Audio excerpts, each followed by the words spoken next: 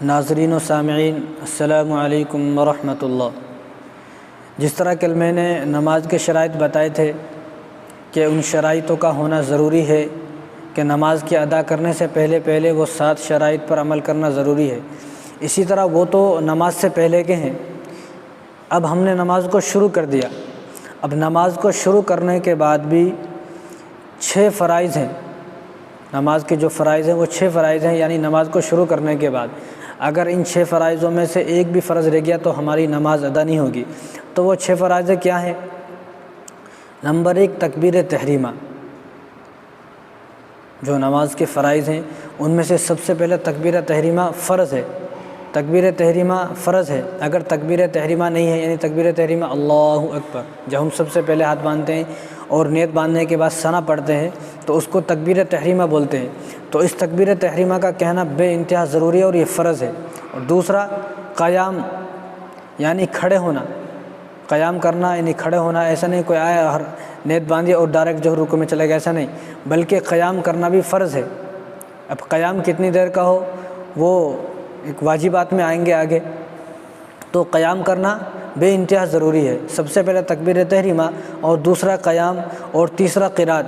قرات یعنی قرآن مجید کا انا اعطینا کے برابر ایک، جتنی انا اعطینا ہے اس کے برابر ایک آیت یا اس کے برابر آدھی آیت، یعنی اس کی مقدار کے برابر جتنی انا اعطینا کل کوثر فصل لربک وانحر ان شانئک هو الابتر اتنا ہے، اس مقدار میں قرات کرنا، یعنی کم سے کم سب سے چھوٹی جو صورت ہے وہ انا اعطینا ہے، یعنی اتنی مقدار میں تو قرات کرنا۔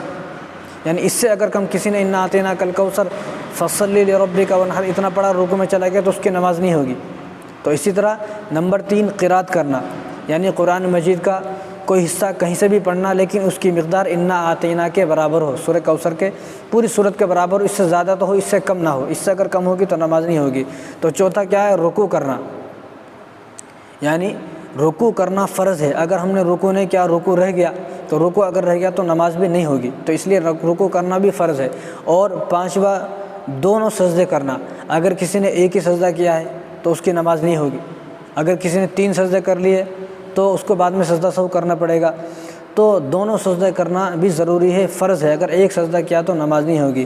اسی طرح نمبر 6 قاعدہ اخیرہ، یعنی آخر تشہد کے اتحیات پڑھنے کے بقدر بیٹھنا۔ قاعدہ اخیرہ یعنی جو 4 رکعت والی نماز پڑھ رہے ہیں اس میں 4 رکعت کے بعد جو بیٹھتے ہیں اس میں بیٹھنا، اگر کوئی بیٹھا نہیں یوں ہی ٹھہر گیا اور یا فوراً سلام پھیر لیا یا کھڑے ہو گئے تو پھر بھی نماز نہیں ہوگی۔ تو قاعدہ اخیرہ کرنا فرض ہے، یعنی 4 رکعت والی نماز ہے تو چوتھی رکعت میں بیٹھ رہے ہیں، 3 رکعت والی نماز ہے تو تیسری رکعت میں جو بیٹھنا ہے۔ اسی طرح 2 رکعت والی نماز ہے تو دوسری رکعت میں آخر میں جو اتحیات پڑھیں گے اس میں قاعدہ یعنی اتحیات کے مقدار، جتنی اتحیات ہم پڑھتے ہیں اس کے بقدر بیٹھنا ضروری ہے۔ اتحیات تو پڑھنا واجب ہے لیکن جتنی دیر میں ہم اتحیات پڑھتے ہیں اتنی دیر بیٹھنا فرض ہے۔ اگر کوئی آدمی بیٹھا اتحیات میں اور اتحیات بھی نہیں پڑھی اور بیٹھنے سے فوراً سلام پھیر لیا تو اس کی نماز نہیں ہوگی۔ یعنی جتنی دیر میں اتحیات پڑھتے ہیں، تحیات اللہ والصلوات، تو اتنی دیر نماز کے اندر، یعنی قاعدہ اخیرہ میں جو 4 رکعت کے بعد ہے یا 3 رکعت کے بعد یا 2 رکعت کے بعد، تو اس میں بیٹھنا، اتحیات کی مقدار بیٹھنا فرض ہے۔ اگر کوئی آدمی اتحیات کی مقدار نہیں بیٹھا اور بیٹھنے کا فوراً سلام پھیر لیا تو اس کی نماز نہیں ہوگی۔ تو اس لیے یہ نماز کے فرائض ہیں، 6 فرائض ہیں، تو یہ فرائض بھی یاد ہونا ضروری ہے۔ اگر یہ فرائض ہمارے ذہن میں ہوں گے، یاد ہوں گے تو ہماری نماز درست ہوگی۔